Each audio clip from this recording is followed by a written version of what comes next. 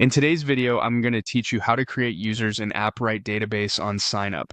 By the end, you'll understand how to create a user record in Appwrite's auth system using the console, which mirrors what happens when someone signs up in your app. This is perfect for testing your sign-up flow, seeding demo users, or verifying your authentication setup before wiring everything up in code. Start by opening the Appwrite console in your browser and signing in. If you're part of multiple workspaces or organizations, make sure you're in the right place for your project. The console is where you'll manage authentication, databases, functions, storage, and more, so it's the central hub for what we're about to do. If you don't already have a project for this app, create one now. Give it a clear, recognizable name so you can find it easily later. You can configure platforms and SDKs afterward. For now, we just need a project to hold our eighth users. Once the project is created, click into it to open the overview page. This is your project's home base, and it's where you'll navigate to the services you need. Next, look to the left-hand sidebar and open the Auth section. Appwrite separates authentication from the general database because user identities, credentials, and sessions require special handling. The auth area is where you manage users, providers, verification settings, and security policies.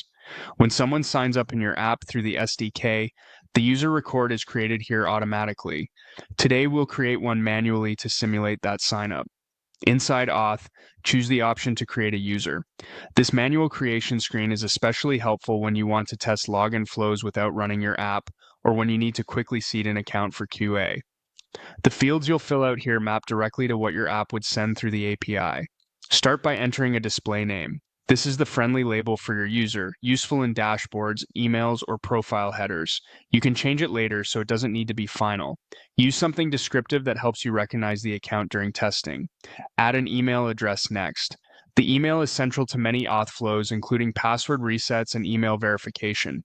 Make sure it's in a valid format and use an address you can access if you plan to test verification or magic links. Even if you're focused on phone or OAuth in your app, having an email on file is often helpful for account recovery and notifications. Enter a phone number if your app supports SMS-based sign-in or multi-factor authentication. Use the full international format with the country code so Appwrite can validate and route it correctly. This also prepares you for scenarios where you might add OTP or SMS verification later. If you're testing, use a number you control so you can receive codes if needed. Create a strong password for the account. Follow your project's password policy, typically at least 8 characters with a good mix of letters, numbers, and symbols. Never reuse a real personal password in testing. Appwrite securely hashes passwords. You'll never see the raw password again after creation, so store it safely if you'll need to log in later. When the details look good, click Create. Appwrite will add the new user to your project's auth list. You'll see the user appear immediately, along with status indicators like whether the email or phone is verified.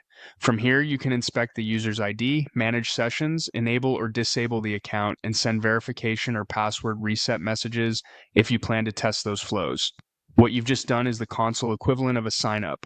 In a real app, you'd call the Appwrite SDK to create a user from your front end or back end.